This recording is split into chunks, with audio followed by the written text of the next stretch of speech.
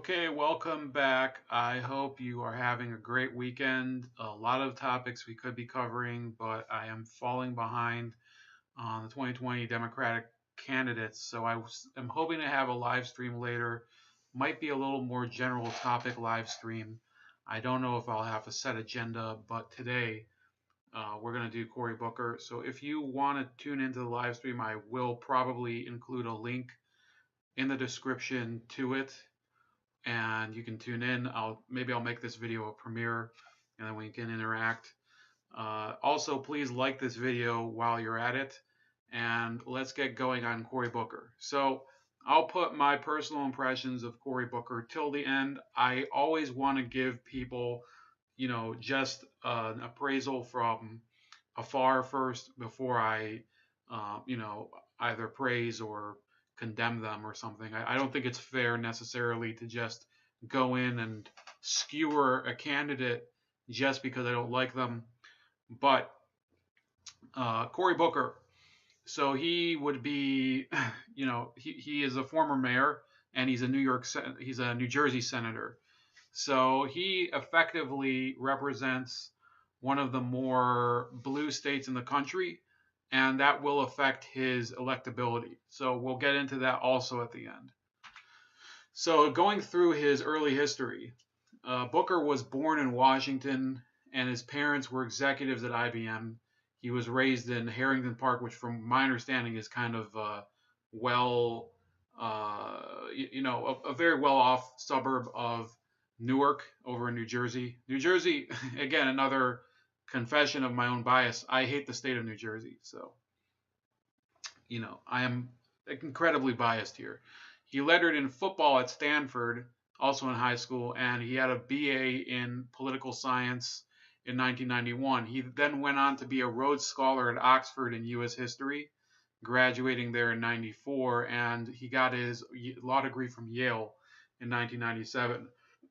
From what I found out, he happens to be part of a secret society over there. Not quite a secret society, called the Shabtai Society over there. Now, before you guys get all Illuminati and Bilderberg on me, Yale has a number of very, very hardcore secret societies like Scroll and Key. And you probably, if you remember President Bush and John Kerry, they were both members of Skull and Bones, which is the most well known and considered the most powerful secret society at Yale. The Shabtai Society is not quite the same thing. It's kind of a cultural group that seeks to, I guess, be a bridge between Jews and non-Jews. And personally, I don't really know enough to pass an opinion on that, but I thought I would bring it up because I'll tell you what, this is not something that I think should be the focus of the election or the nomination of Cory Booker, but there's a tug of war between the far left who want him to be more pro-Palestine and people who are centrist Democrats who want him to remain a supporter of Israel.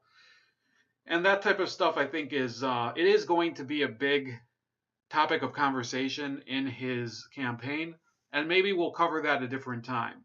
But I did want to raise it before people ask me, well, why didn't you cover it? I don't think that that's necessarily the most important detail with Cory Booker, but it is worth noting. So Booker he ran in 1998 for Newark City Council, fresh out of college. He won a seat on the city council against a veteran incumbent named George Brand. He started basically raising a lot of ruckuses. So, for example, it's been noted that he lived in a high-rise, affordable housing building for many years. And he mounted a number of hunger strikes, and he lived outside in order to bring attention to homelessness as well as poverty and open-air drug dealing. Now, I don't really have a problem with any of that. If you were a member of a city government and Newark is well known to be pretty much, a trash bin of the country, in my opinion at least. But he was elected in order to represent the interests of the lower class people in Newark, the people who are disadvantaged and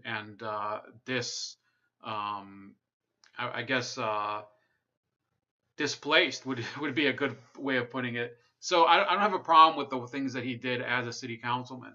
In 1990, so within 4 years, he decided to run for mayor, which is pretty precocious for somebody who, he's not exactly a veteran politician at this point. He was only 4 years in city government. But the fact is that he ran against a person who had already been elected to 4 terms as mayor, Sharp James, who was he was later convicted of a number of land rights and tax evasion scandals, all sorts of weird dealings in terms of the city permits and stuff like that. So he ran against Sharp James that year, and this was the first time that Cory Booker was called out for a number of intangibles that he has to deal with. So this is a person, Cory Booker, who we'll hear him talking pretty soon, who doesn't come off in certain parts of the black community as being really part of the landscape. Now, I really don't care about that stuff, but I'm not going to deny that it plays a part in some people's decision whether to vote for you or not.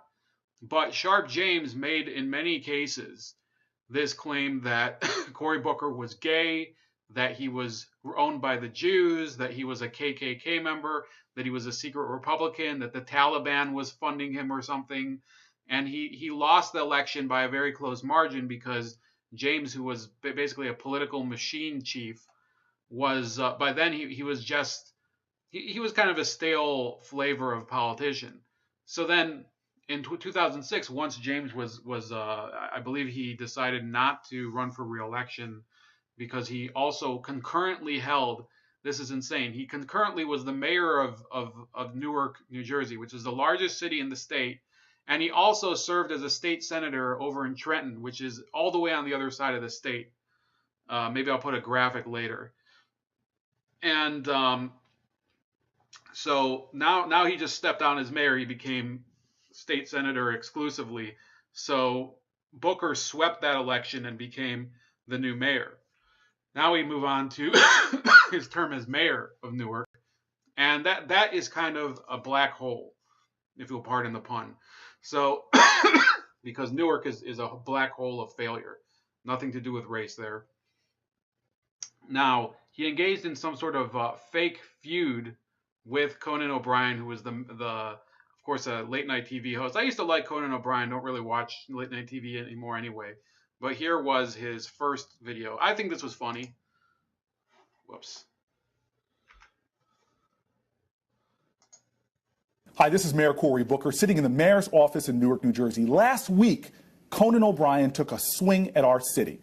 He said, and I quote, "The mayor of Newark, New Jersey wants to set up a citywide program to improve residents' health. That's good. The health care program would consist of a bus ticket out of Newark." Conan, you fail to understand our city is one of the fastest growing cities in the Northeast.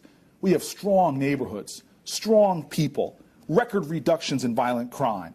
We have a city on the rise. Conan, I want you to hear directly from the people of Newark what they think of you and your joke. Did you hear what Conan O'Brien said about the city of Newark? No, what'd he say? Who's Conan O'Brien? You gotta need some help here! This Newark you talking about right here, chump! You don't mess with Newark like that! Not only am I mayor of New Jersey's largest city, but I'm also mayor of a city with one of the largest airports in the United States. So now, according to the powers invested in me by the people of the city of Newark, I'm officially putting you on the Newark, New Jersey airport no-fly list. Try JFK, buddy. Okay, then there was another such video which was pretty funny, where apparently Conan doubled down on it. It's not available anymore. It's been taken down. I wonder why, but Conan got this other video. This is how basically Cory Booker spent his time as mayor.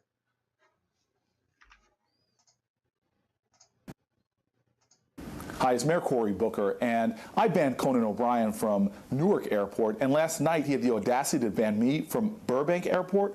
Well, Conan, it's on. You see, I'm mayor of New Jersey's largest city, but I'm not the only city. New Jersey has 566 municipalities, and I've been getting calls and emails and faxes from mayors all over the state. You see, we in New Jersey roll hard, we roll strong, and we roll together. And I'm now here to officially tell you that you have been banned from the entire state of New Jersey. Now listen, You may like Boardwalk and Park Place, but the only way you're going to get to them will be on a monopoly board because you're banned from Atlantic City. And Ellis Island, the gate of entry for millions of Americans and their families. But I'm telling you right now, no longer. Coco can't go. But it doesn't stop there, Conan. You see, Newark, New Jersey has sister cities all over the world, and I've been in touch with each one of our sister cities, and you now are officially banned from them as well. So, my redheaded friend, as far as Ghana, you and your posse will not be going to Kumasi. And Conan, your ancestors may be from Ireland, but the entire city of Bray is telling you to stay in L.A. Now, if you want to settle this, Conan, I'm willing to come on your show, but only if you agree to come to the great city of Newark and really see how truly fantastic this American city is. All right, yeah, so that was obviously a publicity stunt that maybe either Conan started just as a joke or that Booker and Conan O'Brien planned together. But in reality, a lot of Conan O'Brien's term as mayor of Newark is considered kind of a lot of window dressing. So I'll run through some of these points really quickly. He attracted a lot of corporate investors to Newark, including Prudential, Audible, and Panasonic. He failed to regain control of Newark schools, and critics considered his tenure as a corporate mirage that mostly benefited corporate investors. So when I say it was a mirage, a lot of people were considering Cory Booker to be a candidate for vice president in 2016 when Hillary Clinton was running. I said at the time, and this was based on the fact that I bought in a little to Cory Booker's image, that I thought it would be a great move on her part to nominate him because unlike the person she eventually nominated, Tim Kaine, Cory Booker has some personality, has some sort of ability to connect with people. Tim Kaine is basically a kind of a smarmy little weirdo. I don't know how he succeeded in politics. But in any case, they called it a Newark mirage, and it says this is the city where the myth of Cory Booker, super mayor, was born. It was in the Upper Clinton Hill neighborhood that the Stanford and Yale educated Booker ran into a burning building to save a young woman. That was only a mile from the steps where, years before, as a young city councilman, he had cradled a dying gunshot victim. No mission was too small for Booker. Once he even delivered diapers to a snowbound mother of 5. In Newark, Booker established himself as one of the nation's most celebrated African-American politicians, turning a deeply troubled city into a model of urban revival. While it certainly doesn't hurt his resume to be halfway through his first term as the junior senator from New Jersey, it's his experience in Newark that made Booker look like a real contender to be Hillary Clinton's vice presidential pick. Now, another thing that happened, so we'll go through this a little quicker because I don't want to make it too long, but they attracted $100 million of investment from not Microsoft, but Facebook to the city school system. That was all eventually just squandered. Then it says in a presidential campaign cycle dominated by a Republican candidate who has alienated minorities and drawn angry protests from the Black Lives Matter movement, Booker offers Clinton's ticket urban credibility, executive experience, and more than 1.5 million Twitter followers who hang on his every hopeful, optimistic, vegan-loving tweet. And he is young at 47, a whole generation separated from the nominee at the top of the Democratic ticket. Now, as we go down here, it says, talk to the people in Newark, and it's not hard to find someone who sensed that the running addicted Booker was racing to get somewhere else, and it wasn't just across town. It seemed like he was mayor for 2 minutes and then he was in the Senate, said Jeanette Vargas, who lives next door to Barbara Byers. Unlike voters in Ohio and Florida, she had never heard the story of the diaper delivery, though she remembered the lack of plowing. I don't think he was truly connected with the people, said Alfred Dill, an admissions counselor for a technical school who lives in the Vailsburg section of Newark's West Ward and who attended Howard University. If you're talking about Ivy League education versus HBCU, historically black college university, it gave him more of a national view, said Dill, interviewed on Sanford Avenue on his way home from work. It's valuable to Cory. People look at it exactly for what it is. Publicity ops. Joe Manns, a lifelong resident of the more affluent Forest Hills, the neighborhood that once was home to Ballantyne's and Tiffany's, saw his taxes grow to a whopping $21,000 in property taxes. Booker came here and the taxes went through the roof. Manns, a finance manager for Chrysler, said, taxes are astronomical. there should have been more services. People questioned who he was really serving. Residents saw Booker as catering to his pals and donors from New York, creating jobs for reverse commuters while city jobs dried up. Meanwhile, tax incentives abatements went to corporations. Booker could seem like he was detached from his job, said Gillespie, the political scientist at Emory University. People were raising the question, are you black enough? Do you hold the interests of this community?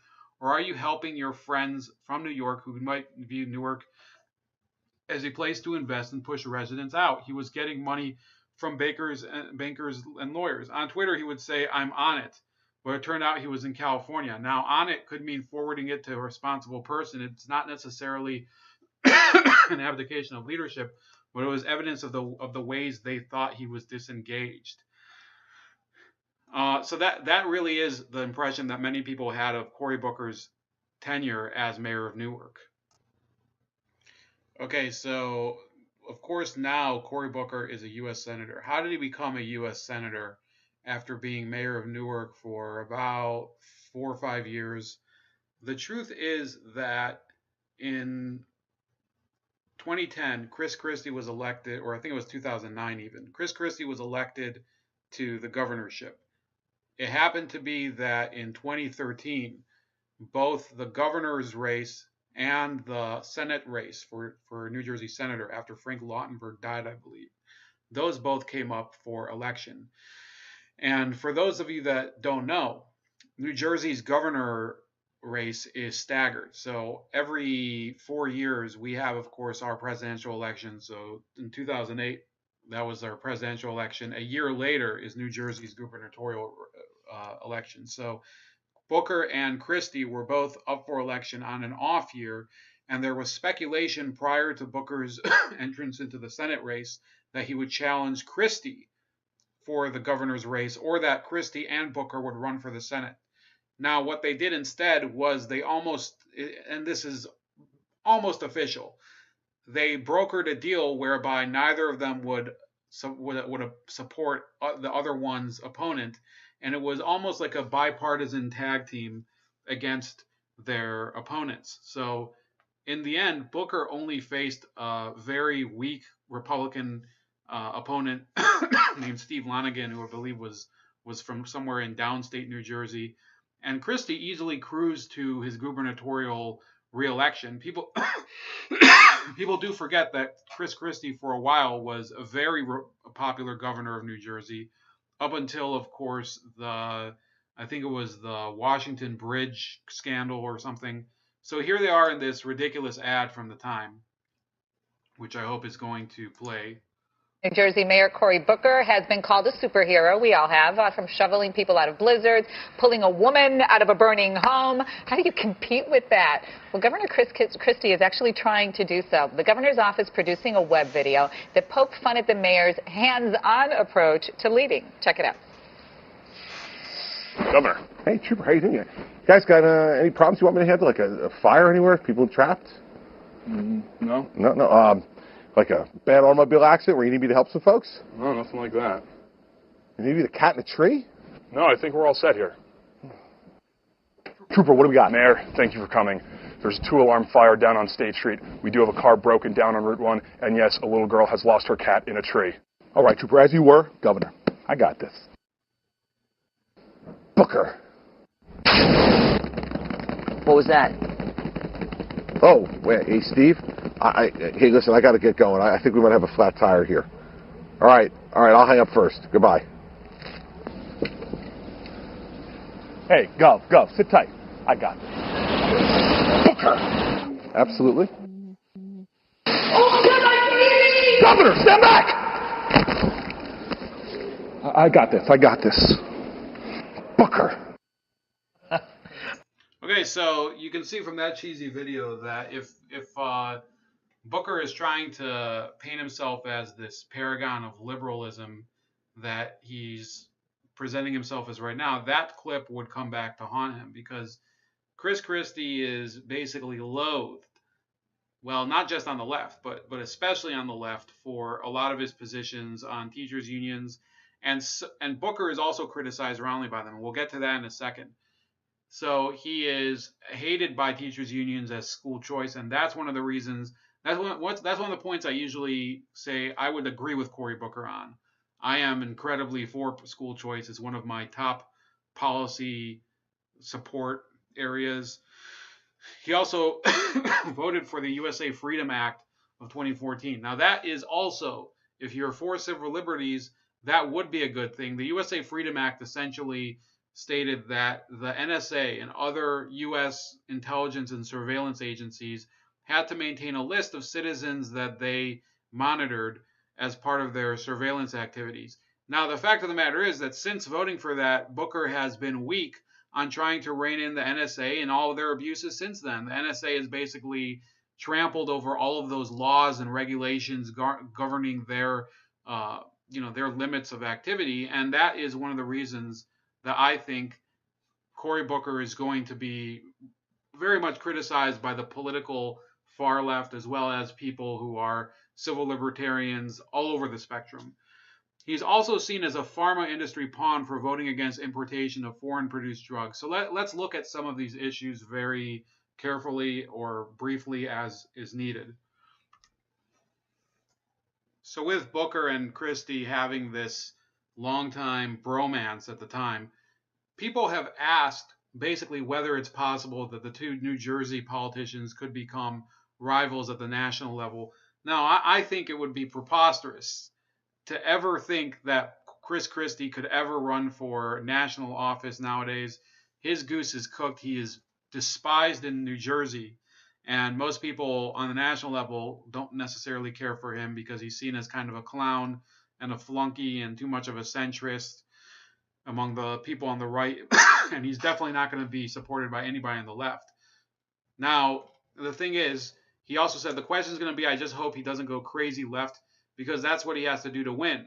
The ex-governor added, because if he does that in the Democratic primary, he'll stand no chance in the general. I hope he is who he is. Christie continued, authenticity is more important than ever. What about Christie? He's hinted in recent days that he might not be done running for office, even though he dropped out of the 2016 presidential race after a disappointing finish in the New Hampshire primary and finished his time in New Jersey with record low approval ratings. There's already speculation that if Trump, a longtime friend and fellow Republican, is either forced out of office or doesn't run for re-election, Christie might challenge now Vice President Mike Pence in the 2020 Republican primary. So is there... So this is all like complete speculation by NewJersey.com or the Newark Star Ledger, as its parent paper would be. There is virtually no chance that of all people, Chris Christie would mount a great, like any sort of credible campaign, let alone if Donald Trump is removed from office, which it sounds completely ridiculous at the moment, now that the Mueller probe seems to be winding up. Now, and even if that were to happen, I think that certain Republican figures like Mike Pence would probably be better candidates than Chris Christie. So that he basically denied that. And the other thing is that this is a real problem with Chris Christie making these statements for Cory Booker. Anything that Chris Christie says that goes as praise for Cory Booker is interpreted as something negative among the base of the Democratic Party. So basically, any Democratic politician that wants to highlight negative issues with Chris Christie in order to knock him out can basically use this in their attack ads against Booker in the primaries in Iowa or in New Hampshire. So I could definitely see somebody like Tulsi Gabbard, like, for example, Elizabeth Warren, who needs people to knock out in front of her, going up against him and calling him a tool of the insurance companies and corporate America. A lot of people also remember that Cory Booker stood up for Bain Capital in the 2012 election when Barack Obama was attacking Mitt Romney for being part of that capital equity organization, capital equity firm.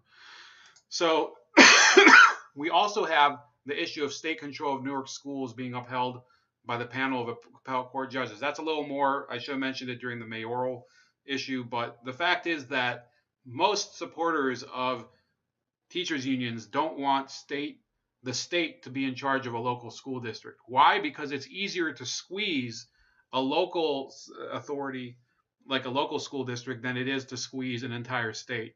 That's just a fact. As for the USA Freedom, or here we go, Cory Booker's position on charter schools. So this is from 2019. This is actually from this week. Kara Vaught in Mother Jones writes, in the spring of 2012, Cory Booker delivered the keynote address at the third annual School Choice Policy Summit at a Westin hotel in Jersey City, New Jersey. For a half hour, the then New York mayor told hundreds of attendees dining in the hotel ballroom that the traditional public school system still chokes out the potential of millions of children. Your destiny is determined by the zip code you're born into, and some children by law are locked into schools that failed their genius. The most promising solution, he said, was one aligned with the sweeping educational reform he was currently undertaking in Newark that was replacing failing neighborhood schools with publicly funded, privately managed charters that students could opt into based on their desires and needs. Booker's address that evening was notable for a number of reasons. He was one of the only Democrats speaking in a lineup that included Louisiana Governor Bobby Jindal and Fox News commentator Juan Williams. Now, the fact is that Mother Jones is mischaracterizing Williams because Williams is a Democrat. He just happens to be a member of the press who works for Fox News because he was fired by NPR for saying something that was mildly, skittish about Islam. The school choice plan he championed had become a plank of the Republican platform, while many of his fellow Democrats who generally preferred direct investment in public education and enjoyed political backing from teachers' unions opposed it. And then there was the group that sponsored the event. His appearance that evening was at the invitation of the American Federation for Children, a group chaired by Betsy DeVos. Booker told attendees he'd been involved with AFC in its most nascent stages, and his relationship with the DeVos family dated back to his days on Newark City Council. DeVos, a Republican megadonor, had become known as one of the fiercest proponents of school choice, especially of for-profit charter schools and voucher programs that would allow students to use public funds to attend private schools. She also addressed the group that evening, and in a press release announcing the event speakers, DeVos, who had served with Booker on the board of AFC's predecessor organization, said she was proud and honored to include Booker in the committed group of education leaders who have courageously stood up to put the interests of children first by supporting expanded educational options for families. Nearly 7 years later, Cory Booker has announced he would like to be the Democratic candidate for president in 2020, and Betsy DeVos is in her second year as President Donald Trump's controversial Secretary of Education, still championing school choice as one of the priorities of her administration. Booker's vision once enjoyed traction in Democratic circles, particularly under President Barack Obama, whose education department implemented policies to expand charter growth. But today, Democrats are backing off their support, especially given the wave of teachers' protests that has renewed attention on long-term investment in public education. For example, Senator Bernie Sanders of Vermont, who's likely to seek the 2020 Democratic nomination, tweeted his support of the Los Angeles teacher strike that had been organized at least in part in opposition to the city's reliance on charters, and included a link to a Jacobin essay about the dangers of school privatization. So this is how I see this issue. Back during the Obama era, like with many policies that are now condemned, school choice was considered okay because it was seen as a moderate middle-of-the-road policy agenda. There were many Democrats, including Michelle Rhee, who used to be the administrator of, I think she was the superintendent of Washington, D.C.'s public school system, who were extremely in favor of school choice or other reformative measures in public education. But because the Republicans are even more in favor of that, and Donald Trump championed the policy, and the teachers' unions are almost entirely beholden to the Democrats, since the Democrats have lost the election, the ground has been considerably lost for the school choice position, and it is no longer an acceptable position for a liberal or progressive politician trying to be nominated.